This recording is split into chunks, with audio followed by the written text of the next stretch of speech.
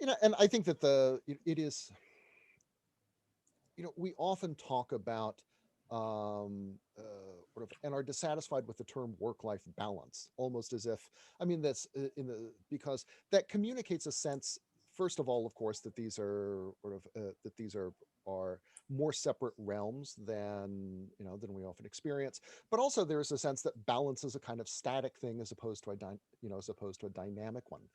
In Iceland, they talk about harmony as opposed to work-life balance, which I think is, which is, I think, a nicer term because, harmonies can take lots of different forms, and it is a set of voices or notes that combine together to create something pleasing, but it does not imply that that they have to be sort of perfectly balanced, or that one of them has to be sort of always at the same volume as sort of as another. So but it is it is but figuring this kind of stuff out is something that I think we all do continually, and and how it looks changes for us over time. So Hmm. but sort of given who I talk to and the kind of stuff that I'm working on, the sort of schedule that I have right now is the one that works reasonably well for me. So I think that's great. I love that concept of harmony as opposed to balance because it is a subtle difference. But I think, balance, I imagine a sort of seesaw, and, that things have to be in the exactly the same amounts. Whereas, yes, that idea of harmony, of, voices coming together. And sometimes, and I know this as well with alonement when I talk about it in terms of moderation. Sometimes 5 minutes of that alone activity, which has a lot of crossover, and mhm. we're going to talk about that later on, but has a lot of crossover with the idea of resting for a lot of people. That can be enough in a day sometimes, as long as it's seen as a value and done intentionally. Yeah, no, I think that kind of break, that sort of time to oneself at the right time, it Hmm. can be invaluable. One of the things that I have seen in my work, looking at kind of the daily lives of really creative people, is that they often will have these kind of layers of periods of really intensive focused work, or or time where they are working really intensively with other people, you know, com- alternating with periods where they are either resting or they're on their own. And I think that being able to sort of to alternate that sort of during one's day, or sort of week or life, is really important for sort of creating a sense of sort of wholeness in one's life, being able to take advantage of the things that you can do with other people and the things that you can do by yourself, and also sort of recovering or recharging the kind of mental, the mental sort of energy that you spend in the company of others or doing things Hmm. for others. So I think that being able to work that in turns out to be a really valuable discipline. Yeah, yeah. I'm glad that you think that that is an important part of that harmony that you talk about.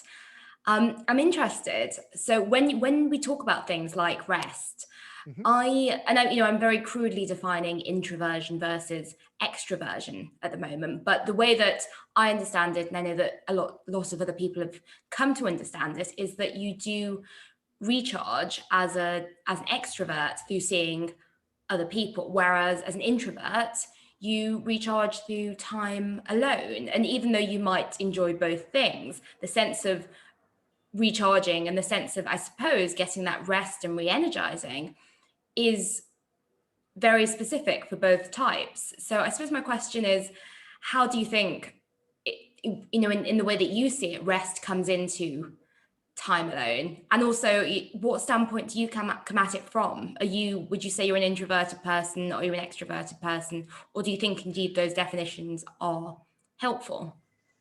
Right. One boss described to me as a sort of an extroverted introvert, though I think sort of the reality was I just didn't like them very much.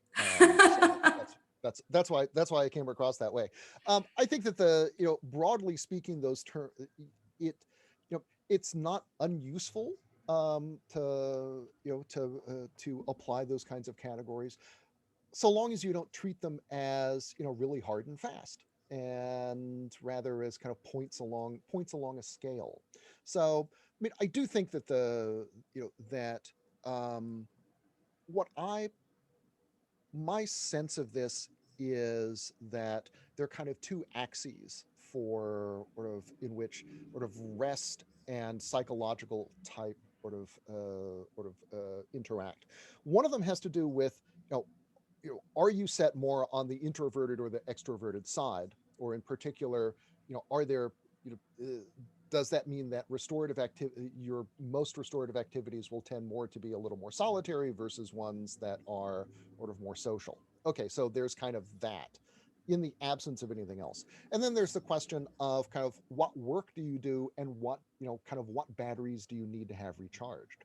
And so if you are, I think that, for me, given that a good bit of the work that I do is, writing and thinking, and it's stuff that happens by myself, even if I am maybe a little bit more of a on the introvert scale, more of the social stuff that I do tends to be with other creatures, either with kids or my spouse, or with my dogs, one of whom is just off camera or snoring away, and I hope you can't hear him, or if you do, this is 2021, and this is what working life is like now.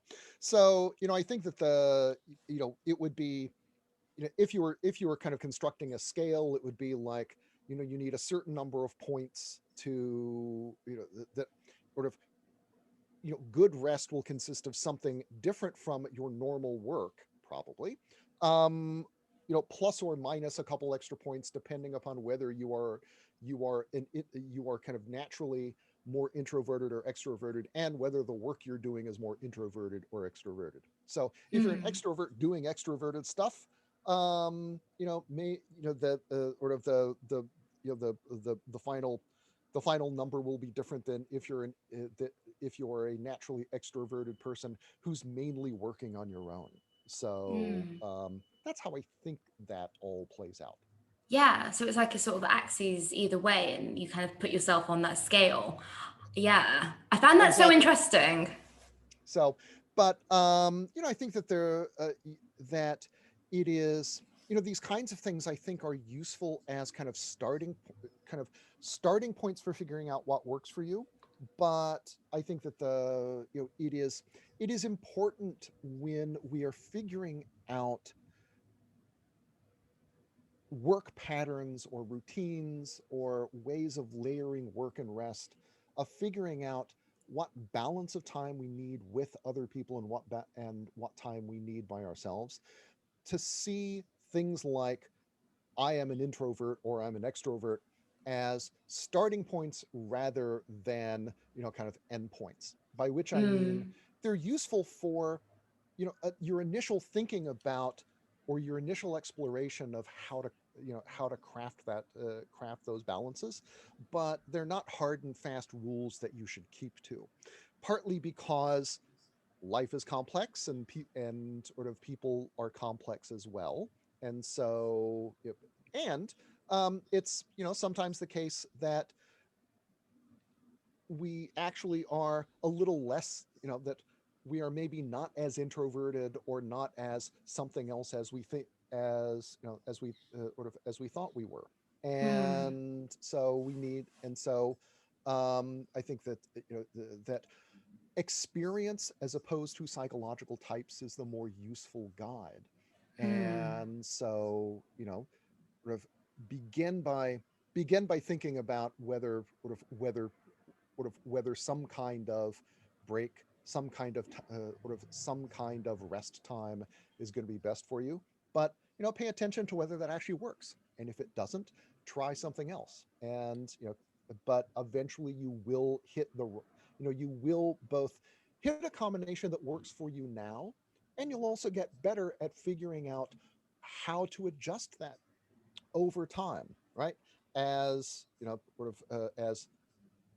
you add members to the family as kids grow up, as you change jobs, as the demands of your work change. So too do your needs for rest, your needs for time with other people or time to yourself, that balance also changes as well. And Mm. if you practice figuring out how to rest well, you get you get better at figuring out how to make those adjustments, as your life unfolds and evolves.